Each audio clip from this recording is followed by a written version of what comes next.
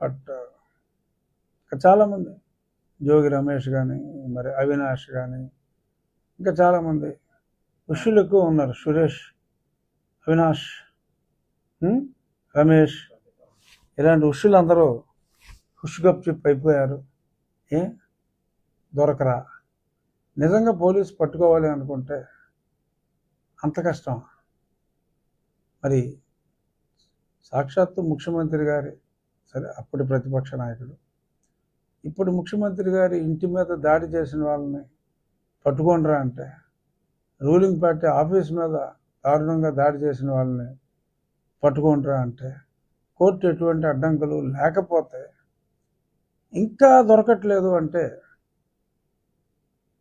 Police వ్యవస్థ మీద ప్రజలకు నమ్మకం పోయే ప్రమాదం ఉంటుంది. కాబట్టి మరి పోలీసులు ఈ అప్రదిష్ట నుంచి త్వరగా బయటపడాలని చెప్పి మనస్ఫూర్తిగా కోరుకుంటున్నా. ఎందుకంటే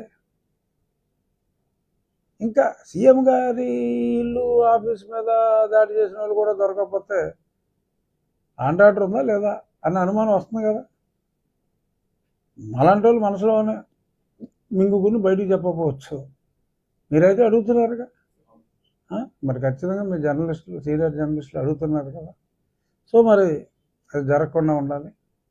అలాగే మరి ఆ కాదంబరి జత్వాని, మరి ఆ మధ్య ఈ వరదలు వచ్చాక పాపం ఆవిడ గురించి తక్కువ మాట్లాడుకుంటున్నారు. కానీ నిన్న మళ్ళీ ఒక స్టేట్మెంట్ ఇచ్చింది. సీతారామాంజనేయులు, టాటా, ఇంకెవరో అధికారులు, 3 అధికారుల పేర్లు చెప్పి చాలా దారుణంగా ట్రీట్ చేశారు నన్ను. వాళ్ళ మీద కంప్లైంట్ కూడా ఇచ్చాను. మరి వరదలు తగ్గిన తర్వాత చర్యలు తీసుకుంటారేమో చూద్దామని అమ్మాయి కూడా కోరుకుంది. నా కేసు విషయంలో కూడా మరి విజయపాల్ అయితే పారిపోయాడు. మరి ఇక్కడ ఉన్న డీజీ ర్యాంక్ అధికారులు ఉన్నారు, వాళ్ళు కనీసం సస్పెండ్ అయినా చేయాలి.